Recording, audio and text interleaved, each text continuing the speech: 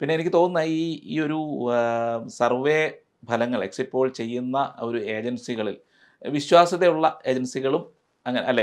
അതെ. ഇതുവരെയുള്ള ഇത്തവണ ചരിത്രം അനുസരിച്ച്. അതെ. ഇത്തവണ ഏറ്റവും വിശ്വാസ്യതയുള്ള ഏജൻസി പറയുന്നത് പ്രദീപ് ഗുപ്തയുടെ India today my axis group India ടുഡേയുമായി ചേർന്ന് നടത്തുന്ന അതെ. സർവേ ആണ്. അതുകൂടാതെ പിന്നെയുള്ളത് സീ വോട്ടർ ആണ്. സീ വോട്ടർ ആണെങ്കിൽ ഇത്തവണ EBPക്ക് ഒപ്പമായിരുന്നു അവർ. അപ്പോൾ പിന്നെ ടൈംസ് ഓൺ DTG ഇങ്ങനെയൊക്കെ ഉണ്ട്.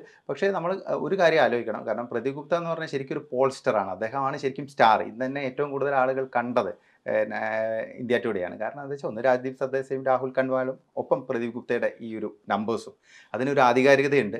അപ്പോൾ ആ ഒരു ആധികാരികത കറക്റ്റായിട്ട് തന്നെ റിഫ്ലക്റ്റ് ചെയ്യും. ചെറിയ ഇപ്പോൾ എക്സിറ്റ് പോൾ എന്ന് പറയുമ്പം പ്രീ പോൾ പോലെയല്ല, കുറച്ചും കൂടെ ആധികാരികമായിരിക്കും. അതുമാത്രമല്ല മാർജിൻ ഓഫ് എറർ കുറവായിരിക്കും. അപ്പോൾ അതുകൊണ്ട് തന്നെ എക്സിറ്റ് പോൾ ട്രെൻഡുകൾ പ്രദീപ് ഗുപ്ത ലാസ്റ്റ് 5 വർഷം നടത്തി. കഴിഞ്ഞ തവണ അദ്ദേഹം അമ്പരിപ്പിച്ചു 2019. അതിനുശേഷമുള്ള ഓരോ നിയമസഭാ തെരഞ്ഞെടുപ്പിലും ഏതാണ്ട് കൃത്യമായിട്ട് തന്നെ അദ്ദേഹം ഫോർകാസ്റ്റ് ചെയ്തിട്ടുണ്ട്, തെറ്റിയിട്ടില്ല. പിന്നെ ഇത്തവണ നോക്കേണ്ട ഒരു കാര്യം എന്ന് വെച്ചാൽ എല്ലാ എക്സിറ്റ് പോളുകളും ഒരൊറ്റ എക്സിറ്റ് പോൾ പോലും ഒരു അതർ വേ റൗണ്ട് പറയുന്നില്ല. എല്ലാവരും പറയുന്നത് BJPയുടെ ആധികാരിക വിജയമാണ്. എത്ര സീറ്റുകൾ എന്നുള്ളത് മാത്രമേ ഉള്ളൂ. 400 കടക്കുമോ NDA, BJP 350 കടക്കുമോ, ഇതൊക്കെയുള്ളൂ കൺഫ്യൂഷനുള്ളൂ. എന്തായാലും കഴിഞ്ഞ തവണ നേടിയ 303-നേക്കാൾ ഒരു 20 25 സീറ്റ് ഏറ്റവും ചുരുങ്ങിയത് BJP ഇത്തവണ പിടിച്ചിരിക്കും. പിന്നെ ഒരു കാര്യം കൂടി ഇതിൽ പറയാനുള്ളത്, നരേന്ദ്രമോദി എന്ന് പറയുന്ന ഒരു നേതാവിൻ്റെ ഇന്ത്യയിലെ എല്ലാ ജനവിഭാഗങ്ങളെയും ഒരേപോലെ ആകർഷിക്കാൻ പറ്റും എന്നുള്ളതാണ് അദ്ദേഹത്തിൻ്റെ ഏറ്റവും വലിയൊരു കരിസ്മ. അത് ഒരു മിഡിൽ ക്ലാസ് ആയുള്ള ആളുകളാണെങ്കിൽ അവർക്ക് കുറേ ഇന്ത്യൻ സാമ്പത്തിക വ്യവസ്ഥയുടെ ഒരു വളർച്ച, അതല്ലെങ്കിൽ മറ്റ് ഇന്ത്യ ഒരു ആഗോള പവറായി മാറുന്നു, ഇങ്ങനെയൊക്കെയുള്ള കാര്യങ്ങൾ, വിദേശ കാര്യങ്ങൾ. പിന്നെ താഴെത്തട്ടിലുള്ള സാധാരണ ജനങ്ങൾക്കാണെങ്കിൽ, ലോവർ മിഡിൽ ക്ലാസ് ആയുള്ള ജനങ്ങൾക്കാണെങ്കിൽ അവരുടെ ജീവിതത്തിൽ ഉണ്ടാക്കുന്ന മാറ്റങ്ങൾ, അതായത് എല്ലാവരെയും ഒരേപോലെ അഡ്രസ്സ് ചെയ്യാൻ പറ്റുന്നു. വനിതകളെ പറ്റുന്നു, യുവാക്കളെ അദ്ദേഹത്തിന് സാധിക്കുന്നു. ഇന്നും ഇന്ത്യയിലെ ഏറ്റവും വലിയ യൂത്ത് ഐക്കൺ എന്ന് പറഞ്ഞാൽ 73-കാരനായ നരേന്ദ്രമോദിയാണ്. കാരണം യുവാക്കളെ ഏറ്റവും കൂടുതൽ ആകൃഷ്ടരായിട്ട് അല്ലെങ്കിൽ ഒരു മാതൃകയായിട്ട് കാണുന്ന അദ്ദേഹത്തെയാണ്. പിന്നെ പ്രതിപക്ഷത്തെ സംബന്ധിച്ച് പ്രതിപക്ഷത്തിന് ഇപ്പോഴും നരേന്ദ്രമോദി ആരാണെന്നോ BJP ആരാണെന്നോ എന്താണെന്നോ അല്ലെങ്കിൽ RSS എന്താണെന്നോ മനസ്സിലായിട്ടില്ല.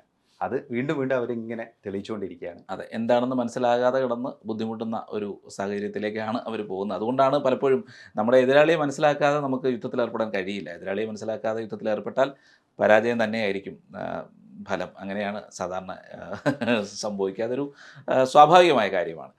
എന്തായാലും ജൂൺ 4-ന് അവസാന കണക്കുകൾ, അതായത് യഥാർത്ഥ കണക്കുകൾ, അഭിപ്രായങ്ങളും സർവേകളും എല്ലാം മാറ്റിവെച്ച് യഥാർത്ഥ കണക്കുകൾ പുറത്തു വരുന്നത് വരെ നമുക്ക് കാത്തിരിക്കാം. പക്ഷേ ഇനിയിപ്പോൾ ഈ പറയുന്ന എക്സിറ്റ് പോളുകൾ പോലെയാണ് ഫലമെങ്കിൽ മലയാള മാധ്യമങ്ങൾക്ക് ആകെ പറയാൻ പറ്റുന്നത് 400 സീറ്റുകൾ നേടാൻ NDAക്ക് കഴിഞ്ഞില്ല, നരേന്ദ്രമോദിക്ക് തിരിച്ചടി എന്നുള്ള കാര്യങ്ങൾ പറഞ്ഞ് മാത്രമായിരിക്കും അവർക്ക് അവസാനിപ്പിക്കാൻ കഴിയുക എന്നുള്ളൊരു ദുഃഖസത്യം കൂടി, ദയനീയാവസ്ഥയായിരിക്കും. അതെ, അവരവസ്ഥ കൂടി പറഞ്ഞുകൊണ്ട്, പിന്നെ അത് മാത്രമല്ല മറ്റൊരു കാര്യം, നമ്മൾ ഇത്രയും കാലം പറഞ്ഞിരുന്ന, നമ്മൾ പല കാര്യങ്ങളും പറഞ്ഞിരുന്ന ഏകദേശം അതേ അവസ്ഥയിൽ തന്നെയാണ് എക്സിറ്റ് പോളുകൾ. മൂഡ് കൃത്യമായിട്ട് നമുക്ക് പറയാൻ കഴിഞ്ഞിട്ടുണ്ട്.